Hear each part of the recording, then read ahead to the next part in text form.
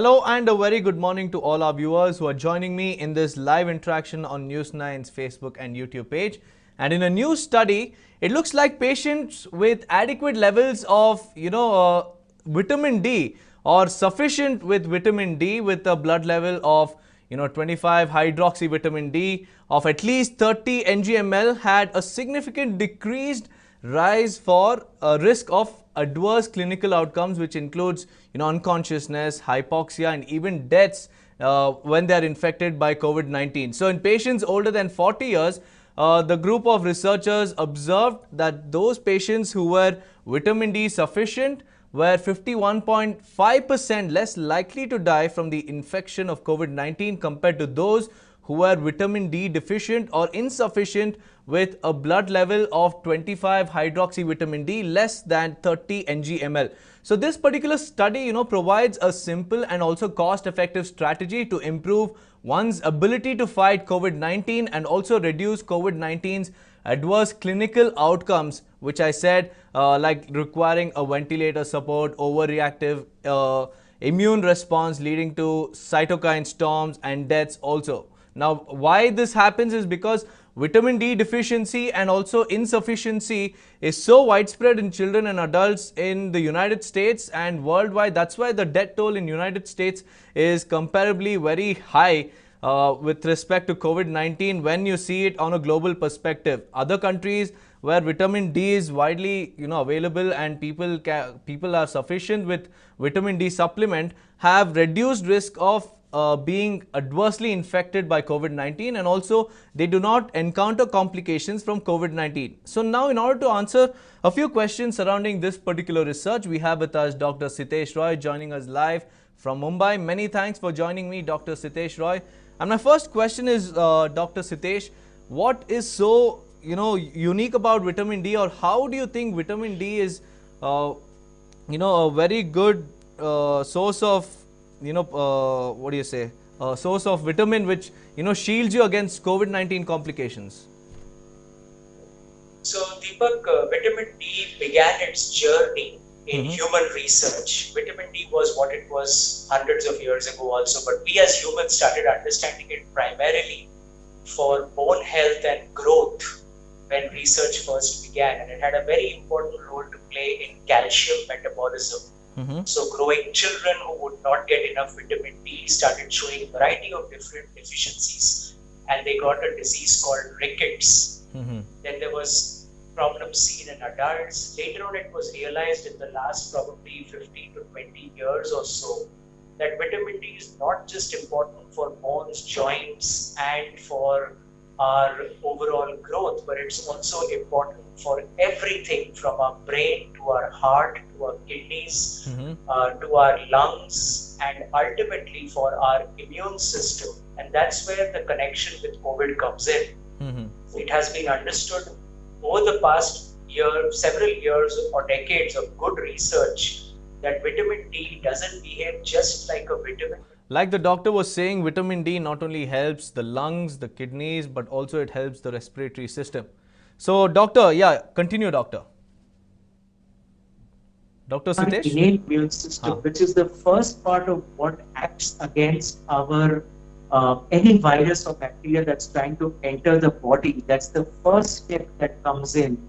In that process, the innate immune system has something called Langerhans cells, dendritic cells, and macrophages. Also, and natural killer cells. And each of these are benefited by a good, sufficient level of vitamin D, which is above 30 nanogram per deciliter. And that level helps these cells function better in clearing the virus. When we look at the second half of the immune system, it's called the adaptive immune system, the lymphocytes, which are a type of white blood cells, very critical for fighting viral infections, because the lymphocytes are what make the antibodies that we'll be talking about with COVID-19 infection. And so the lymphocyte function at every step of the way is influenced by the vitamin D level. So at a very core level, you can call it as immune regulation, and immune function is highly dependent on an adequate level of vitamin D, and that's how it supports the body in fighting off these infections. Also, when you look at the impact on the heart, the lungs, the kidneys, the overall resistance of the person to develop complications due to COVID-19 are also reduced in individuals who have a good vitamin D level in their blood. Also, doctor, is there lack of availability of vitamin D in especially cold places like the United States? During winter and during snowy season, the cold is too much, and the vitamin D, which is usually available, in many sources. Do you think that this could be probably one of the reasons why the death rates in US are high? It's very hard to pinpoint one factor like that because we see plenty of vitamin D deficiency in children and adults in India also, Deepak. So it's a very well-known fact. Though we are a country where we have a lot of sunshine and sunlight, and the sun is what helps rays from the sun, certain ultraviolet rays, healthy ones, convert cholesterol in our skin cells into vitamin D.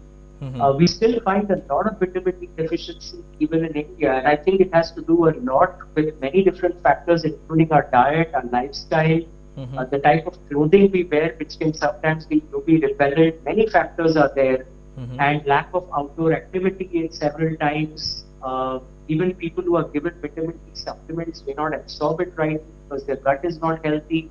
So all of these factors taken together make vitamin D deficiency an issue around the globe, not just in America, but certainly in the US. That could be one of the contributing factors why patients are dying more from COVID-19. Okay. So, doctor, now my last question to you is: what are the good sources of vitamin D? Where can one get vitamin D naturally from? The best and ultimate source, as I said, Deepak, is sunlight. Getting 30 minutes of good sunshine in the first half of the day, preferably before 2 or 3 p.m., somewhere between 9 a.m. and 3 p.m. would be the best thing that a person can do. It should not be through clothing, so it should be to the exposed areas of the body, short sleeves, things like that. Exposed to the sun, walks, jogs, runs, sitting, sunbathing, but within limits with care not to burn the skin. This is the best source. Now, besides this, many of the non-vegetarian foods have vitamin D. Some of the milk sources have fortification. They don't naturally have vitamin D, they're fortified with vitamin D. But I do believe that taking a supplement of around 1,000 to 2,000 international units of vitamin D once a day for an adult, and for children somewhere between 400 to 800 international units with the doctor's guidance, because you can overdo vitamin D and then go into a hypervitaminosis D, which is a toxic level also. So it should not be done blindly and randomly. It needs to be done under medical guidance. There are certainly some foods, mostly non-vegetarian foods, that are a good source. Amongst the vegetarian foods, nuts are a good source of vitamin D and certain omega fatty acids, which are both important for the immune system.